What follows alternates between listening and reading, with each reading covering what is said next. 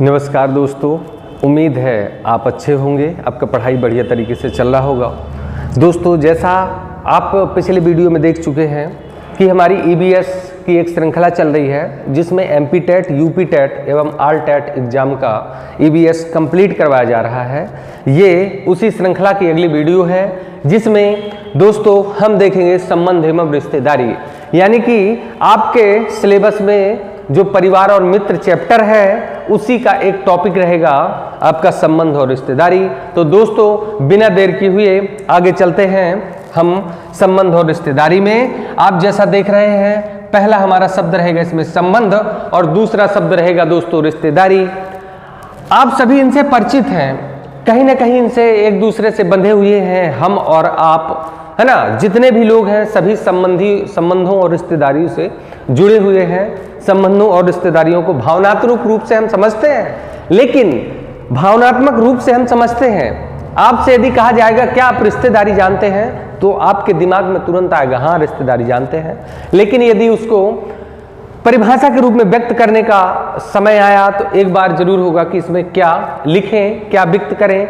या दोस्तों, हमारा जो उद्देश्य है इस चैप्टर के अंतर्गत या आने वाले चैप्टर के अंतर्गत जितने भी क्वेश्चन इंपोर्टेंट होते हैं और एग्जाम की दृष्टि से महत्वपूर्ण होते हैं, उन सब प्रश्नों का समावेशन हम वीडियो में हैं।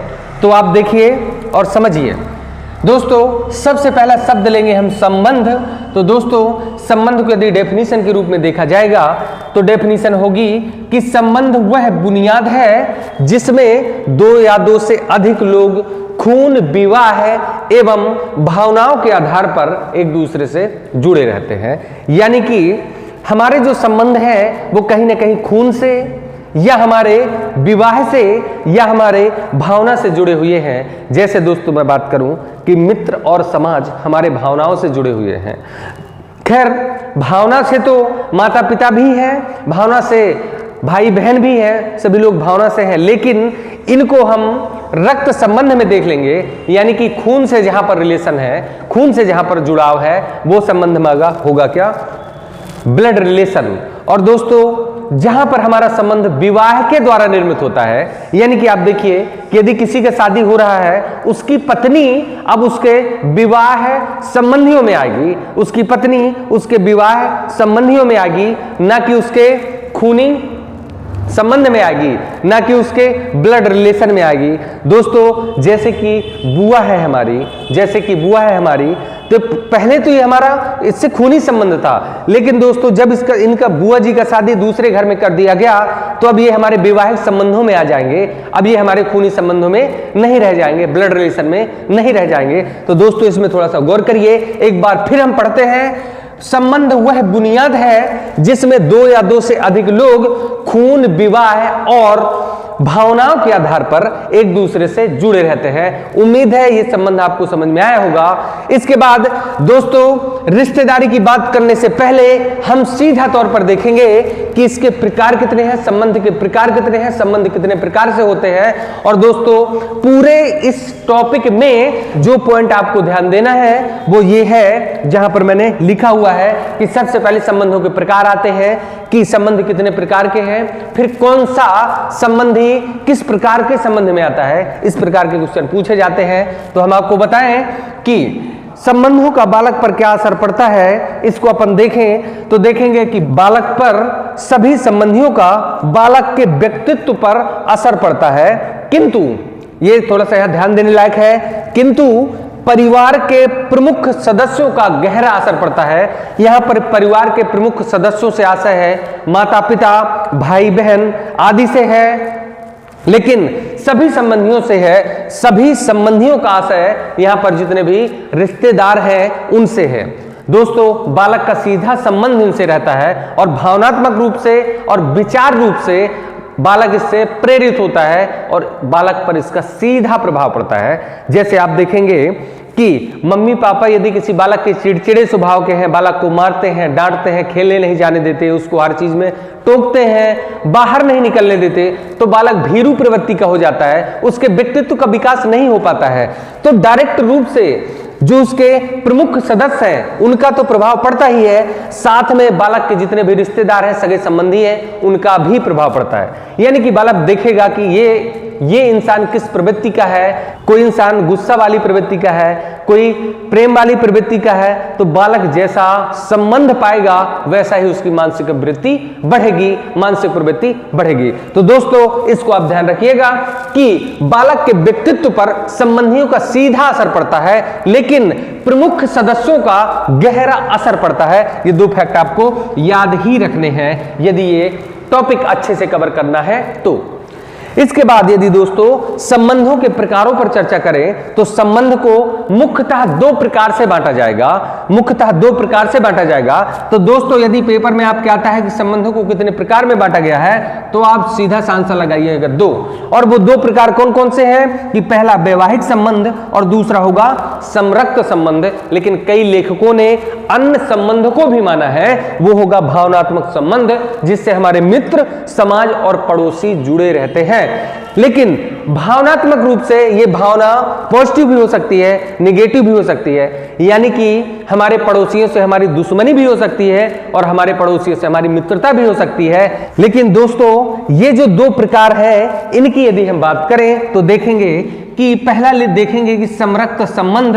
तो दोस्तों ऐसे संबंध जो सीधे हमारे रक्त से संबंधित है, रक्त से संबंधित है, यानी कि एक कोख से जन्म लेने वाले बच्चे इस संबंध के अंतर्गत रखे जाएंगे, इस संबंध के अंतर्गत रखे जाएंगे, माता पिता इस संबंध के अंतर्गत रखे जाएंगे, पुत्र और पुत्री इस संबंध के अंतर्गत रखे जाएंगे। तो दोस्तों आप समझ चुके हैं कि जिसमें रक्त का संबंध होता है वो क्या होंगे, समरक्त संबंध बनाते हैं। यानी कि भाई भाई में क्या होगा, समरक्त संबंध होगा, बहन और बहन में समरक्त संबंध होगा, भाई और बहन में समरक्त संबंध होगा, माता पिता में, माता पिता और बच्चों में समरक्त संबंध होगा, बच्चों और माता पिता में समरक्त संबंध होगा। तो दोस्तों इसको थोड़ा सा ध्यान दीजिएगा कि माता पिता और पुत्र पुत्री आदि में समरक्तता का संबंध होता है। इसके बाद दोस्तों आएगा वैवाहिक संबंध, यानी कि ऐसे संबंध जो विवाह क्रिया द्वारा स्थापित किए जाएं, ऐसे संबंध आते हैं वैवाहिक संबंध के अंतर्गत। जैसे कि किसी बंदे का शादी नहीं हुआ है, किसी लड़के का शादी नहीं हुआ है, यदि उसका शादी करवा दिया जाए तो देखेंगे कि एक नई रिश्तेदारी उभर कर आती है, नए संबंध बन जाते हैं और ऐसे संबंध कहलाते हैं, ऐसे संबंध कहलाते हैं विवाह संबंधी संबंध। यानी कि पत्नी और पति के बीच कौन सा संबंध होगा, वैवाहिक संबंध होगा। इसके बाद सास और बहू के बीच कौन सा संबंध होगा, तो इसमें कौन सा संबंध होगा, वैवाहिक संबंध होगा। इसके बाद बहू और ससुर का कौन सा संबंध होगा, तो ये भी दोस्तों वैवाहिक संबंध होगा। इसके बाद जीजा साली का जो संबंध है, जीजा साली का जो संबंध है वो भी वैवाहिक संबंध है। इसके बाद जीजा और साला का जो संबंध है वो भी क्या है, वैवाहिक संबंध है। दोस्तों जीजा साली वाला संबंध, जीजा साली वाला क्वेश्चन आ भी चुका है, आप इसको थोड़ा सा याद रखिएगा।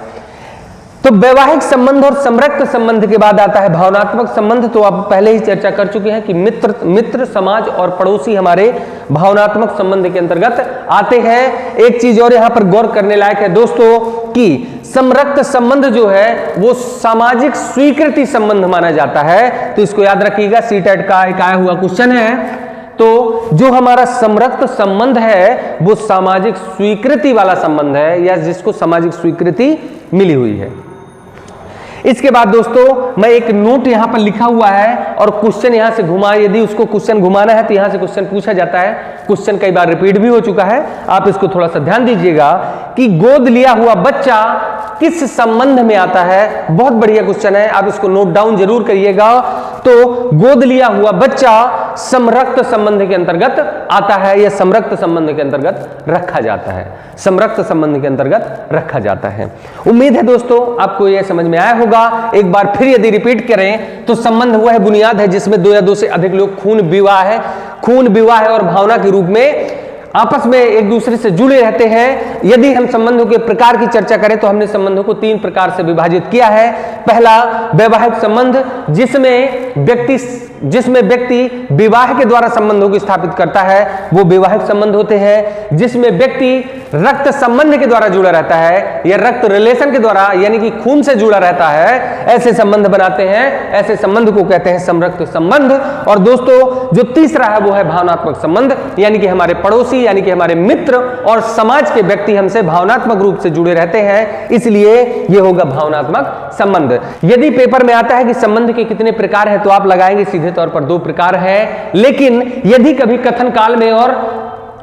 कथन काल और ऑप्शन में बनाए कि भावनात्मक संबंध को दर्शाइए तो आप लगाइएगा मित्र, समाज और पड़ोसी आदि किस में आएंगे, भावनात्मक संबंध में आएंगे। इसके बाद हमने चर्चा की बालक पर सभी संबंधियों का बालक के व्यक्तित्व पर असर पड़ता है और परिवार के प्रमुख सदस्यों का गहरा असर पड़ता है। इन सब 2 बातों को आप ध्यान रखिएगा। इसके बाद मैंने नोट बनाया हुआ है, गोद लिया हुआ बच्चा समरक्त संबंध के अंतर्गत रखा जाएगा। दोस्तों ये हुई कुछ संबंध से चर्चा। इसके बाद हम आते हैं रिश्तेदारी में। तो रिश्तेदारी में देखेंगे डेफिनेशन के रूप में कि रिश्तेदारी सामाजिक उद्देश्यों की प्राप्ति के लिए मान्य सामाजिक संबंध है। रिश्तेदारी सामाजिक उद्देश्यों की प्राप्ति के लिए मान्य सामाजिक संबंध है। दोस्तों जैसे कि संबंध है हमारी बुआ से, जो हमारा संबंध था जब तक उनकी शादी नहीं हुई थी तब तक वो हमारे संबंधियों में आती थी, यानी कि समरक्त संबंध में आती थी, लेकिन जैसे ही उनकी शादी हुई वैसे ही वो हमारी अब रिश्तेदार कही जाने लगी हैं, यानी कि बुआ अब फूफा वाले परिवार का हिस्सा हो गई हैं और हमारे रिश्तेदार हो गई हैं। अब वो हमारे वैवाहिक संबंधियों में आएंगे, ना कि रक्त संबंधी में आएंगे। तो बुआ वैवाहिक संबंधियों में रखी जाती है, लेकिन जब तक उसकी शादी नहीं होती जब तक वो समरक्त संबंध में रखी जाती है। आप इसको थोड़ा सा ध्यान दीजिएगा। दोस्तों चार्ल्स बिनिक ने रिश्तेदारी की परिभाषा देते हुए कहा है कि रिश्तेदारी व्यवस्था में समाज द्वारा मान्यता प्राप्त वे संबंध आते हैं जो कि माने हुए रुधिर संबंधों पर आधारित होते हैं। दोस्तों जैसे कि हमारे मामा मामी, जैसे कि हमारे नाना नानी, जहां से हमारी माताजी हैं, वो एक मान्य परिवार है, मान्य संबंध है और मान्य रिश्तेदार है।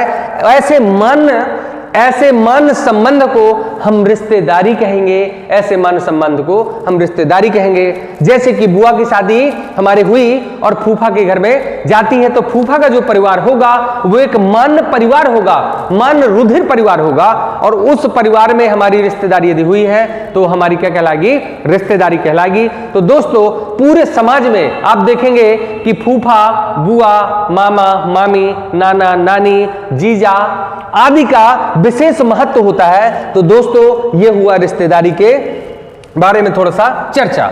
एक पॉइंट और दोस्तों मैं यहां पर चर्चा करना चाहूंगा जो मैंने नोट के रूप में लिखा हुआ है कि रिश्तेदारी व्यवस्था प्राकृतिक रूप से विकसित व्यवस्था नहीं है। स्वाभाविक रूप से सब लोग जानते हैं कि यह प्राकृतिक रूप से विकसित नहीं है, इसको मानव ने विकास के क्रम में विकसित किया हुआ है। यदि हम चलें प्राचीन काल में तो लोग कबीलाई क्षेत्र में रहते थे और कबीला बनाकर रहते थे। इसके बाद दोस्तों जन बना, जन के बाद जनपद बना और जनपद के बाद महाजनपद बने, यानी कि एक दूसरे से भावनात्मक रूप से, रिश्ते के रूप में, खून के रूप में जुड़ते जुड़ते और ये इतना विस्तृत हो गए कि इनको एक सामाजिक मान्यता प्रदान होने लगी और ये समाज के द्वारा बनाई गई एक व्यवस्था है, ना कि ये प्राकृतिक है। इसके बाद दोस्तों यदि हम बात करें तो बात आती है कि लोग रिश्तेदार बनाते क्यों हैं, रिश्तेदारी करते क्यों हैं। तो दोस्तों उसके कई कारण हैं, सामाजिक कारण भी है, आर्थिक कारण भी है, सुरक्षा वाले कारण भी है। तो एक एक करके हम देखेंगे